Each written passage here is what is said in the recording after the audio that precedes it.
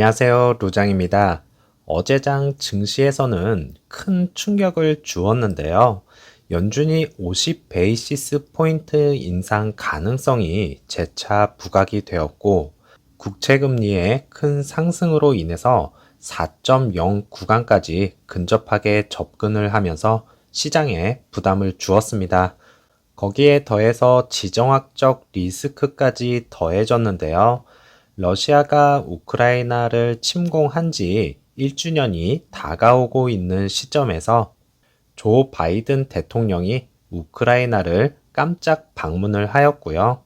다시 러시아와 긴장감이 감도는 가운데 푸틴 러시아 대통령은 뉴 스타트, 즉 신전략무기 감축 협정 참여 중단한다고 밝히면서 긴장감을 더 키워 나갔습니다. 이러한 가운데 신진핑 중국 국가 주석이 이르면 4월달이나 5월달 이제 러시아를 방문해서 푸틴 대통령을 만날 것이라는 월스트리트 저널의 보도에 투자자들의 관심과 우려스러운 시선으로 바라볼 수밖에 없었고요. 3대 지수 모두 아무런 힘도 쓰지 못한 채 완전히 흘러내렸네요. 나스닥은 좋은 상승세를 이어가다가 PPI 발표 이후에 급격한 하락세를 보여주고 있습니다. 공포심이 반영이 되는 빅스 지수도 급격한 상승세를 보여주면서 현재의 상황을 반영을 하였고요. 대부분의 모든 종목들이 하락을 한 가운데 애플이 마이너스 2.67%, 마이크로소프트가 마이너스 2%, 구글이 마이너스 2.69%대를 기록을 하면서 빅테크 기업들의 주가도 상당히 힘을 쓰지 못했다는 것을 알 수가 있었고요. 그 중에서도 EV 섹터주는 리비아는 마이너스 5.64%, 테슬라는 마이너스 5.25%, 루시드는 마이너스 9.42%가 하락을 하면서 EV 섹터주도 힘을 발휘하지 못했습니다. 리비안의 하락에 대해서는 시장의 영향도 있었겠지만 C레벨의 멤버 2명이 지난주에 주식을 매각을 하였다는 소식과 최근에는 내부자들이 매수 포지션이 없었다는 점을 꼽았네요. 리비안 실적 발표가 이제 28일로 예정이 되어 있는데요.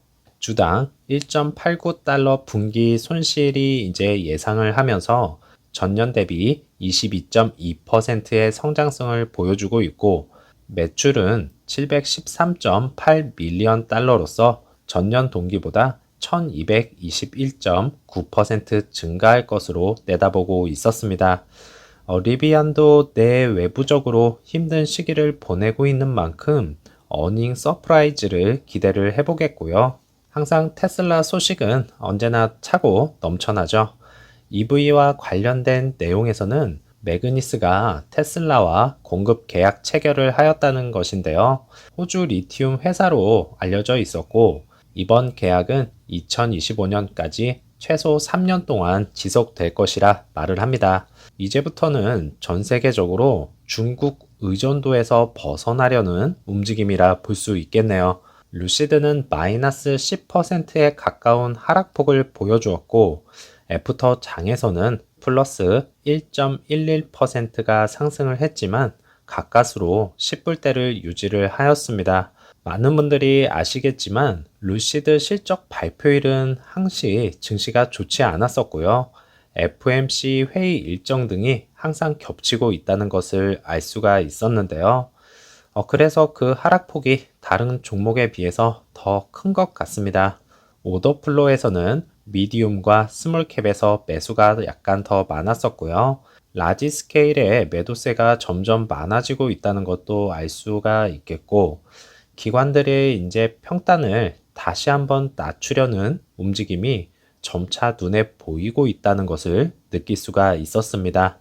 1분봉은 나스닥의 흐름과 유사하게 흘러갔지만 공매도 세력과 개인 투자자들의 공포심에 매도세가 컸었는데요. 공매도 역시나 시장 상황을 놓칠 리는 없죠.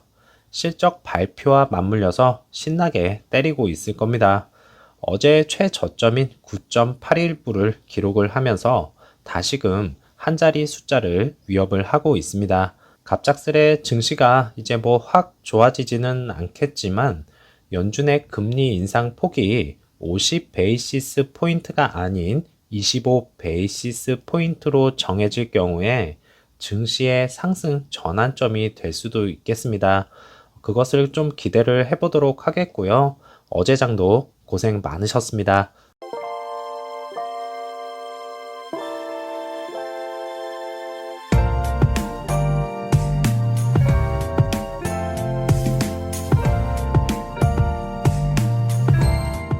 루시드가 과연 4분기에 매출이 급증을 할 것인가에 많은 관심이 쏠리고 있는데요.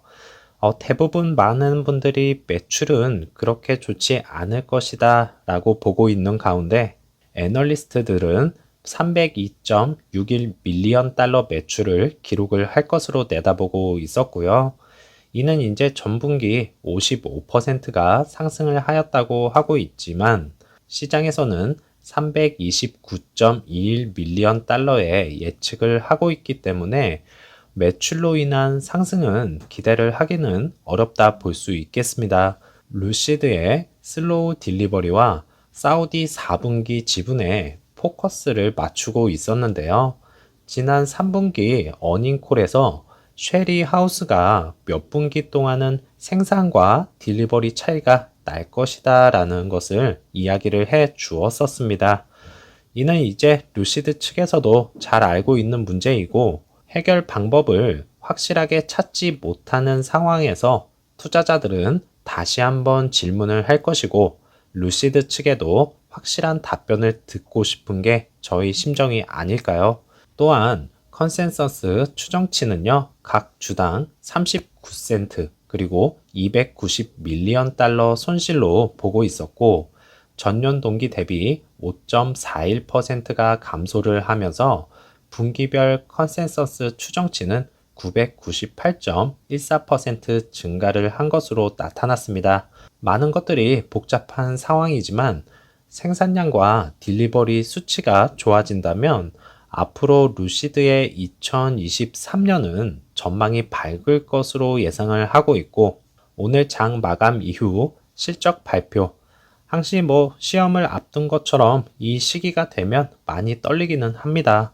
그래서 전 세계 루시드 투자자분들이 지켜보는 가운데 쉐어홀더 분포도를 보면요. 북미가 15.3%로 가장 많았고요. 유럽이 1.3%, 아시아가 0.1%로 아시아 지역에서 정말 약한 모습인데요.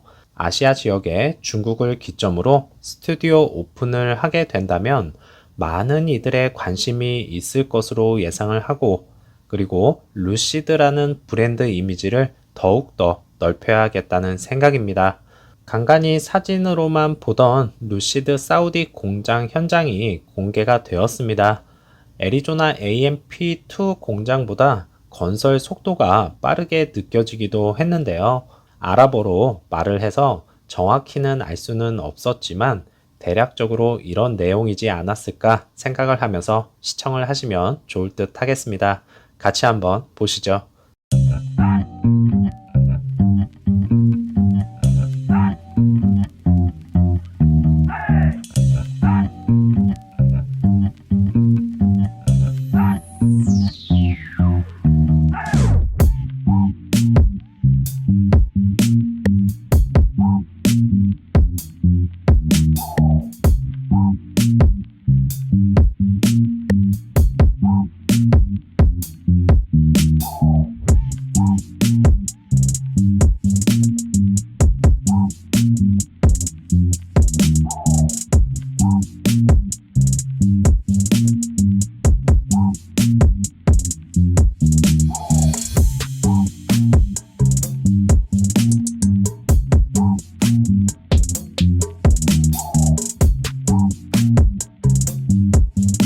이제 오늘 밤 증시가 끝나고 실적 발표가 되겠는데요.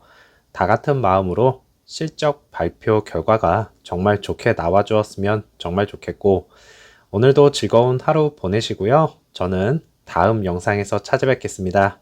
감사합니다.